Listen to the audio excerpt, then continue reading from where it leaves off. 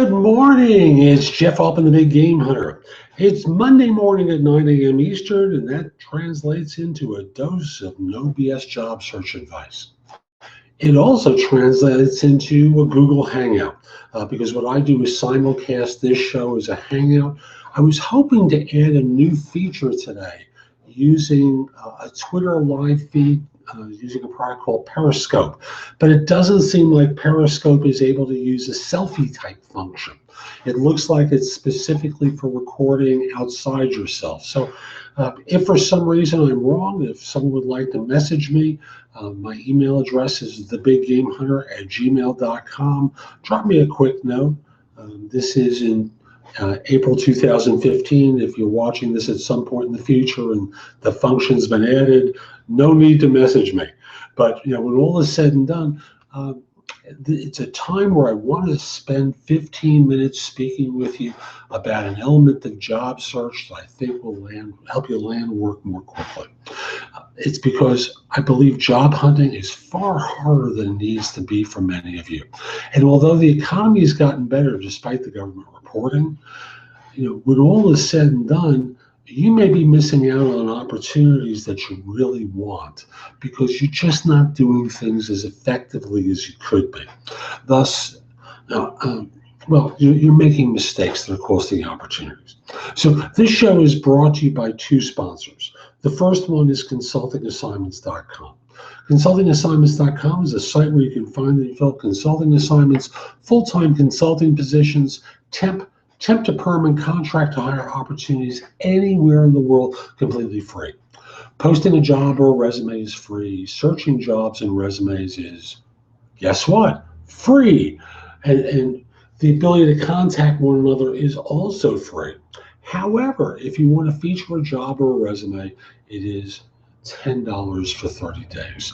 If you're going to feature more than one position, they have price points that will take that down much lower, and at the same time, give you an opportunity to really focus in on things. So again, consultingassignments.com. My other sponsor is Audible. And if you go to audibletrial.com/thebiggamehunter and sign up for a free trial of Audible, what you'll be able to do is download a free audiobook as part of that trial. So again, audibletrial.com/thebiggamehunter. Now, this is a show about finding people who are hiring. And I want to start with the premise of, as a recruiter, as a search professional, when I see a firm is advertising to fill a position, it's not like I immediately get on the phone and contact the human resources department and go, I really want to, I understand you're trying to hire someone. I get this great guy. He's terrific. He's colossal. You're not working with recruiters? Okay.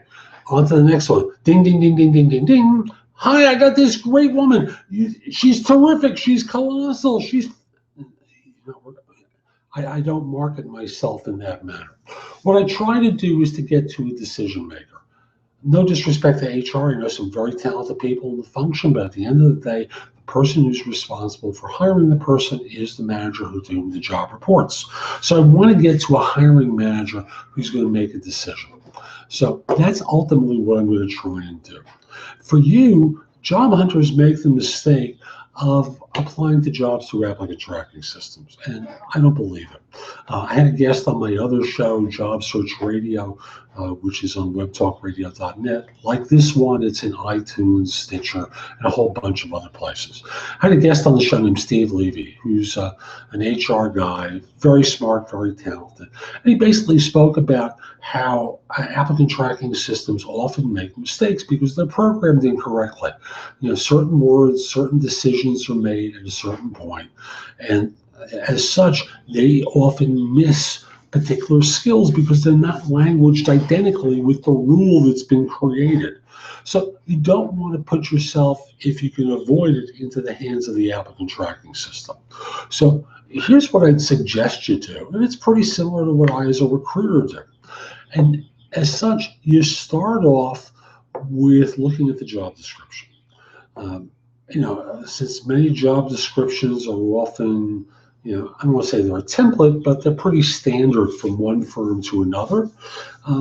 Look for, the key phrases that describe what it is the person will be doing and what they need to have done previously. Assemble them in a large list. Then, and this I think is something very helpful, look for unique phrasing within the resume. So, for example, if you're in IT and they have a unique name for a particular computer system, you can probably recognize that firm or learn to identify that firm based upon that keyword phrasing. So, for example, let's say I'm making up a word in the context of work or a system. Let's say they have a system that's called nostril, like the thing on your nose, nostril. So you're looking to assemble keyword phrases. So if their unique phrasing for a particular function is to describe it as being work on the nostril system, ridiculous. I know no one's ever going to name a system nostril any more than they're going to name it a-hole. But let's say they do. That's something really useful to you. So once you have this relatively lengthy list of what they're looking for and the functionality involved, and trying to identify unique phrasing in the job description that would describe the work environment that you'd be involved with, you then go to LinkedIn, you then go to Google and start searching for people in that company current who've worked on that system. So specifically, you go to advanced search. There's an ability to search by company name, to narrow it by zip code, let's say within 50 miles of a particular zip code, so that this way, if they're using something similar and it's not the job that you saw and it's 1,000 miles away, you're not going to be distracted with people who are not going to be helpful to you. Then from there, what you're trying to do is looking for people who are currently with the firm. Now, at this point, you may identify a dozen people on a team that are working on that specific function, who are working in that particular group, who you can reach out to. So what you're trying to do is to find the team. And those key word phrases are real important. Now, here's the next level that you can use to try and narrow things down. So you're looking for a title like, and again, you can do this advanced search, director, or capital or, VP, or vice president, or manager, or did I start with director? Whatever. Director, or CTO, or CIO. You get the idea. So what you're trying to do is use an OR search on the job titles to identify managers who are working on the nostril system. I'm sorry, it was a word that I didn't think would ever be replicated for the name of a system someone might work on. Managers or directors or VPs or vice presidents who are working on the nostril system. And then from there, you want to contact them. Now, contact does not mean send them a resume by email. What you want to be doing is calling them. And you want to call it and simply introduce yourself. Hi, my name is. I'm a person who does programming, and I've been working on a nostril system at my firm as well. Or introduce yourself in the context of the job by saying something to the effect that I understand you might be trying to hire someone who's been working on, who will do work on a system designed to, and then you talk about what the system is designed to do. Do you have a few minutes? Might we talk now, or would it be better if we scheduled some time later today? Now, they'll probably say schedule some time later today because you're interrupting them. That's the reality to it. Great. What time works for you? You then set the appointment time. You schedule the calendar item in Outlook or on your phone so that this way you're reminded to contact them at a particular time. And then from there, once you have the appointment scheduled, you're in there researching the firm, what it does on the Nostril system by going back onto LinkedIn and contacting people who have worked with Nostril. So now you're going back to your search function, naming the company that the person's worked for, previously worked for whoever this firm is on Nostril. And from there, what you're able to do is reach out to them and simply say, hi, I'm going to be speaking with so-and-so today for an interview. Did you happen to work for them before? What are they like? Could you give me an idea of what people work on while they're working on Nostril? You know, you get the idea. You know, I've got to the point where I've gotten tired of listening to the Nostril system. But when all is said and done, what you want to be doing is doing a little bit of research about the person, about the group, what have you, so that when you get on the phone with them, ring, ring. Hi, is this Jeff Altman? Sure, this is Jeff. Hi, is this Dana Carvey? Yes, terrific. Dana, good talking with you. Thanks for understanding. I was busy this morning, couldn't speak then, but I'm glad you could make some time today so we could chat. Terrific. Before I cause you to spend time talking with me and perhaps I don't fit, I saw the position description and it looked interesting. Is there anything beyond what I might have read in that job description that you're looking for? Now, what you're trying to do is at the beginning of the interview, elicit information that will be helpful to you in selling yourself into the job and demonstrating your fit for the role.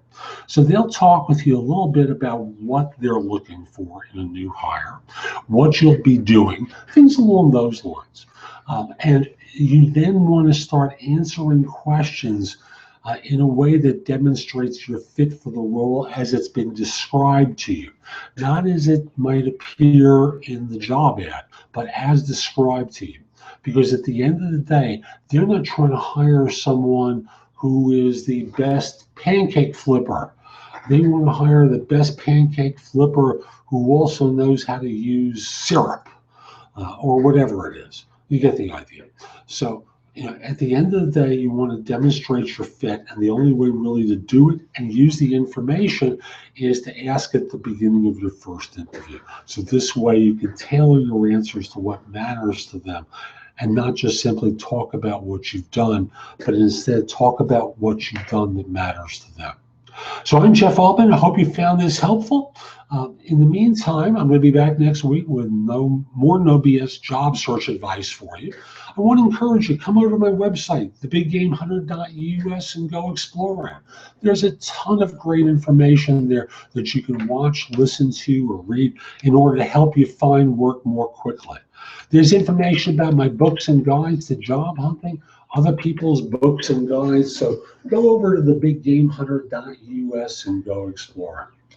A couple of final things. First of all, if we're not connected on LinkedIn, send me a connection request at linkedin.com/IN/TheBigGameHunter. I accept connection requests from people worldwide, except if you look like a spammer or scammer, except if you're a third-party recruiter. Next, also want to mention you ought to follow my firm, The Big Game Hunter Incorporated, Big Game Hunter Inc., because I release new videos and job descriptions on LinkedIn in that way. So again, follow me at The Big Game Hunter Inc. on LinkedIn. Last point for you, and this is a new offering I have. I'm introducing a job search makeover. I started doing radio makeovers for job search radio recently. I just recorded my second one. It will be going live probably in 2 weeks' time.